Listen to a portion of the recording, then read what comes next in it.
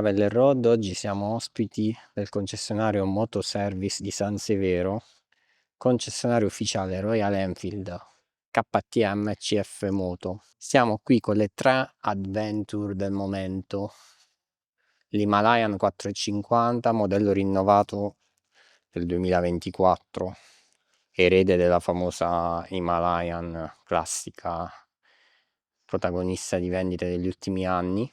La 390 Adventure R appena arrivata in queste settimane, modello molto atteso che si è fatto attendere ancora di più, e poi la best seller del mercato 2024-2025, la CF Moto 450. Abbiamo la rarissima opportunità di vederle tutte e tre insieme, proprio perché il nostro rivenditore di fiducia è un marchio ufficiale di tutti i marchi coinvolti in questa comparativa statica. La Royal abbiamo avuto modo di testarla un anno fa. In questo caso la vediamo con la colorazione più iconica oro-nero con cerchi dorati.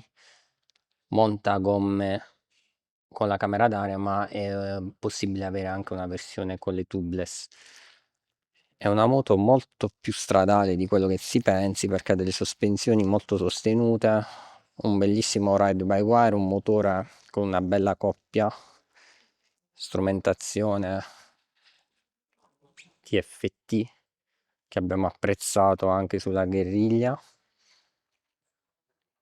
È un'impostazione di guida molto motardistica, devo dire, che mi è piaciuta tanto quando ho avuto modo di provarla.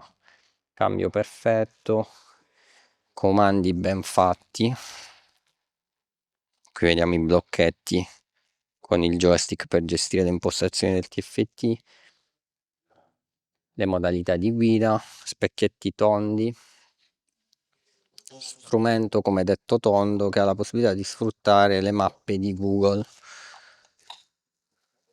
Prezzo molto concorrenziale.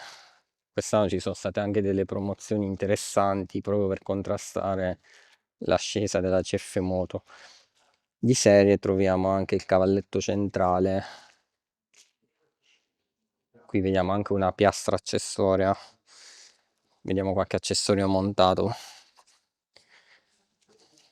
Probabilmente anche gli specchietti, sì, direi non sono quelli di serie, fanno parte del catalogo degli accessori. Idem per questo paracolpi sul manubrio, che è un optional. Passiamo quindi alla CF Moto, lasciando per ultima la K, che è l'ultima arrivata. La CF Moto ha anch'essa dei blocchetti molto curati e ben fatti, molto razionali. Ha il tasto per disinserire l'ABS, 4 frecce, specchietti richiudibili di serie, cupolino regolabile. Anche questa l'abbiamo testata e trovate una prova sul canale di una versione tra l'altro scatalizzata e mappata. Abbiamo due varianti, una grigia con parafango basso, una blu, bianca e magenta con parafango alto. Ricordiamo che è sempre possibile montare quello basso su questa colorazione e quello alto sull'altra, ordinando il ricambio. In questo caso troviamo sempre le maniglie e una piastra di serie, manca il cavalletto centrale. La moto ha cerchi tubeless di serie molto belli con raggi tangenziali, sospensioni regolabili, TFT che si connette all'app CF Moto, frizione morbidissima, paramani di serie. Poche presentazioni per questa moto perché ormai si sa tutto.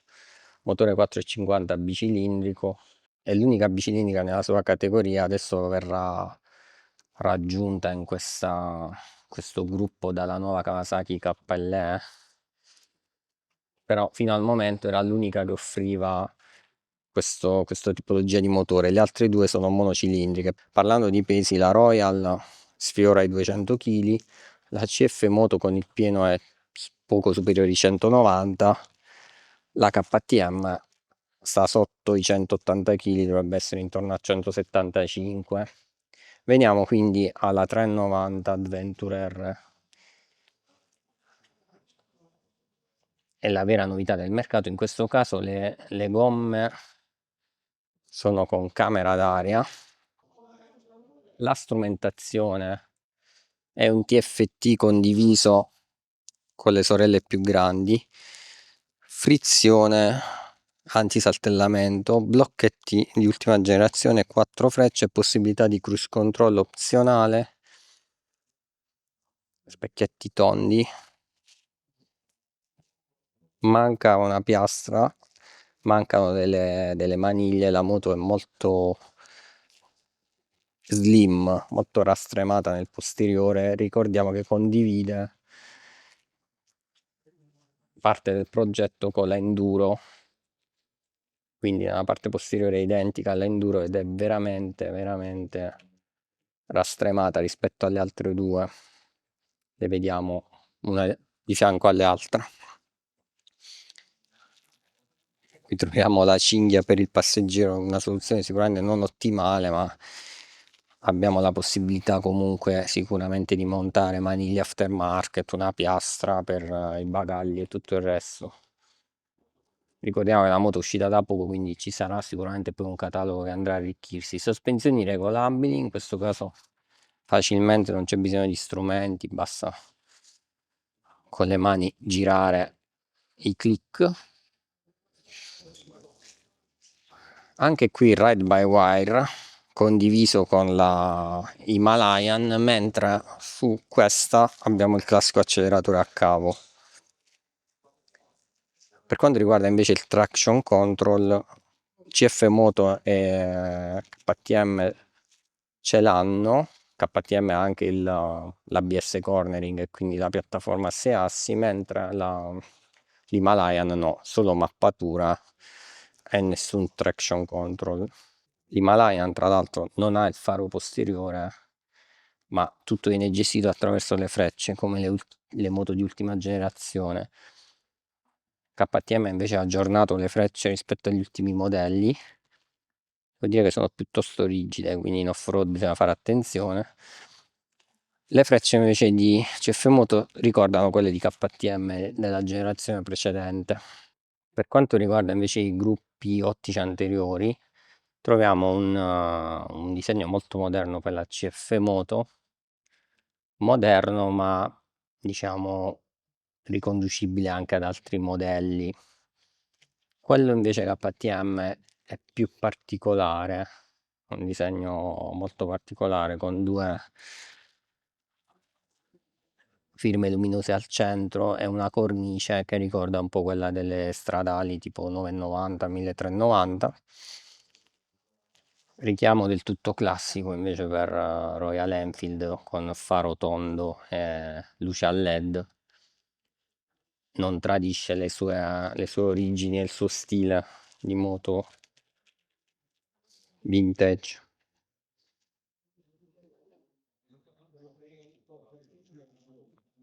Porcella da 43 per Himalayan, idem 43 per 390, da 41 per la CF Moto. Sono tutte a steli rovesciati. L'escursione della CF e della Royal si somigliano, dovrebbero essere di 200 mm, invece la KTM dovrebbe essere sui 230. La 390 ha uno scarico basso, soluzione controversa per gli appassionati del genere, però condividendo la piattaforma del Duke è stata una scelta in qualche modo obbligata, ma sempre risolvibile con uno scarico aftermarket. Invece la CF ha uno scarico che si sviluppa lateralmente, idem l'Himalayan.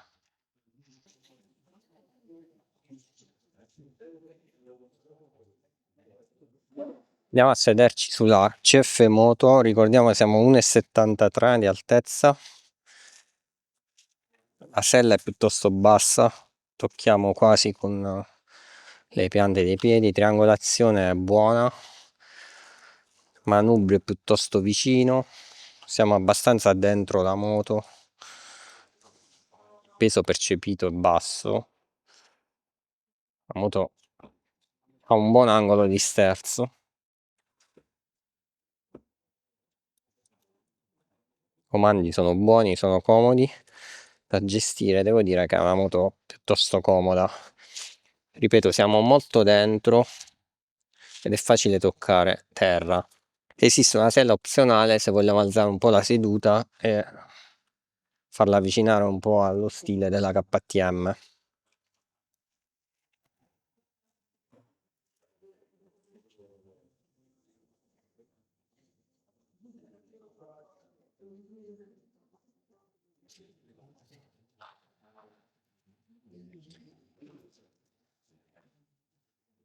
La 390 invece è completamente diversa, è molto alta, tocchiamo proprio con le punte, molto più rigida di sospensioni, manubrio basso, vicino, stile KTM come sempre, siamo seduti molto vicini al serbatoio, la moto è stretta anche a cavallo, non ha tantissimo sterzo, ricordiamo il telaio è di ispirazione Duke, quindi una moto completamente stradale. Per il resto c'è il classico feeling KTM, quindi siamo molto protesi verso l'anteriore, anche se siamo comodi ovviamente. Specchietti bruttarelli tondi, comandi sembrano comodi, acceleratore ride by wire. Nulla, questa è l'unica che non abbiamo provato, quindi non possiamo esprimere giudizi sulla guida, però ci piace. Sicuramente è una moto alta, ma molto gestibile perché è leggera, delle tre la più leggera. La protezione sembra buona, qui abbiamo il foro di ultima generazione KTM per evitare un flusso diretto sul casco. In ogni caso è molto alta questo cupolino, quindi anche se non regolabile ci sembra una buona protezione da testare ovviamente su strada. Belle impressioni da fermo, dovremmo poi valutarle in una prova dinamica.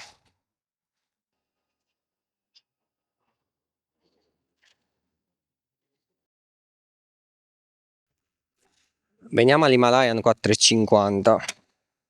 Allora, già manovrando le tre moto, devo dire questa è nettamente quella più pesante ed non riesce neanche poi a dissimulare il peso perché ha un cavalletto molto inclinato, quindi già solo tirarla su dal cavalletto la sentiamo forse più pesante di quello che è in realtà, perché poi comunque è una moto da 200 kg, non eccessivamente pesante, ma ripeto, non li sa nascondere i suoi chili. Però una volta in sella si rivela comoda. Qui abbiamo una sella, non so se è quella di serie, devo chiedere ad Antonio di Motoservice, perché questa è una moto molto accessoriata. Qui vediamo le forcelle Showa, mentre CF Montakayama e naturalmente KTM VP.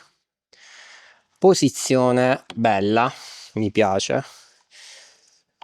Direi che forse tra le tre è la posizione staticamente che preferisco, perché ricorda quella di KTM ma ha il manubrio un po' più alto, manubrio molto largo,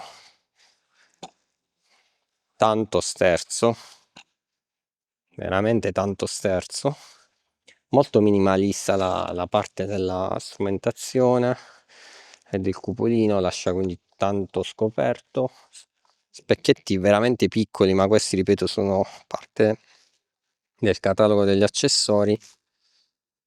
Per il resto è una moto che su strada va benissimo, ho un ricordo molto piacevole, non la guido da tanto però mi è piaciuta veramente molto, e tra questa e la CF Moto ho preferito questa da guidare.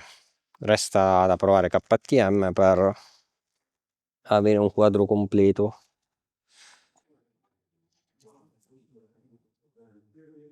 Qui un dettaglio del paramotore di serie della 390, leva del freno ben realizzata ma non ripiegabile. L'Himalayan invece ha un paramotore anche laterale, una barra, leva del freno un po' più dozzinale rispetto alla KTM. Lo scarico devo dire che non è molto carino. Molto bella invece la leva di CF Moto ripiegabile. Se parliamo di leve del cambio, sul CF Moto anch'essa è ripiegabile.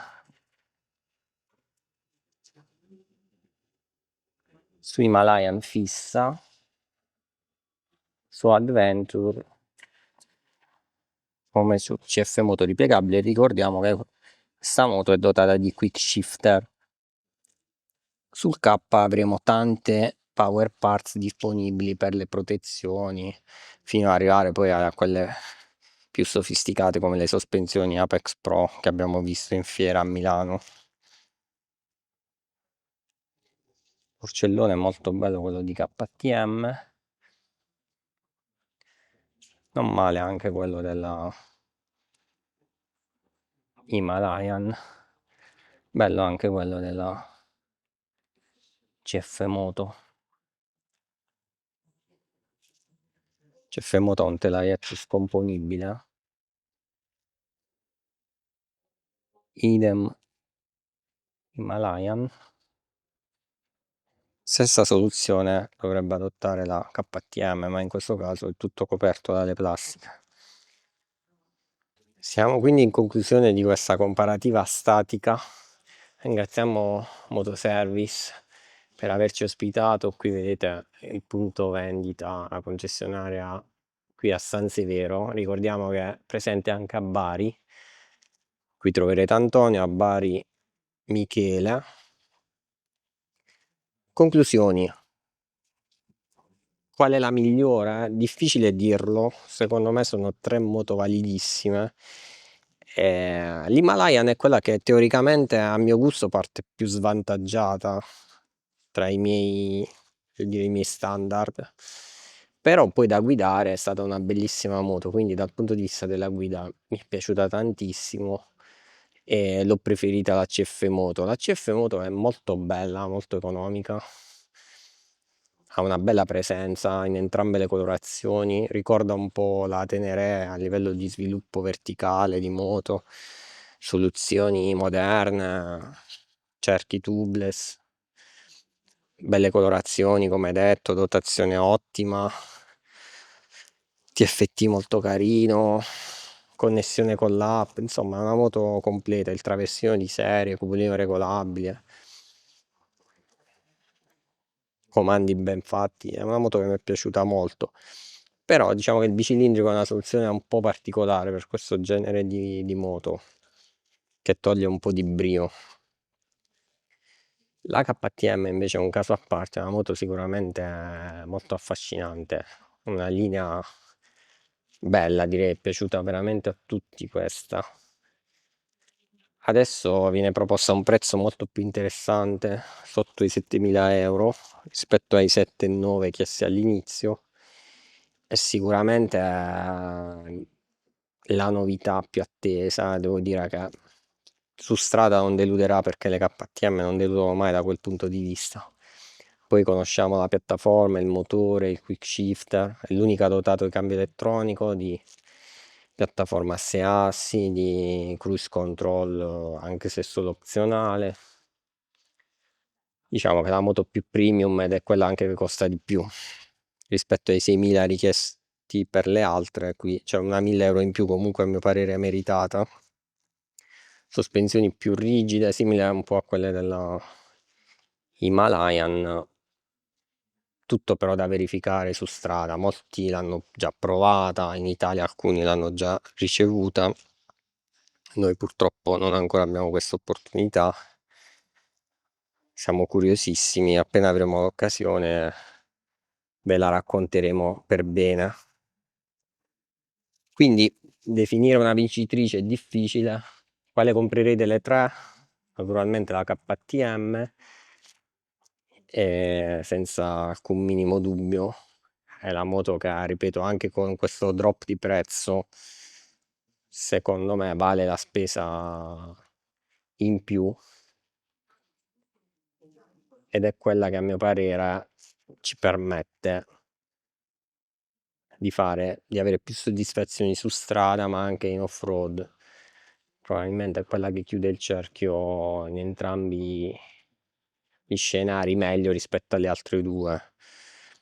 Ringraziando nuovamente Motoservice per l'ospitalità e per aver messo a disposizione le moto, vi mando un saluto, vi invito a iscrivervi al canale, a seguirci con tutte le recensioni e test ride che vi proporremo nelle prossime settimane. Ciao a tutti, alla prossima!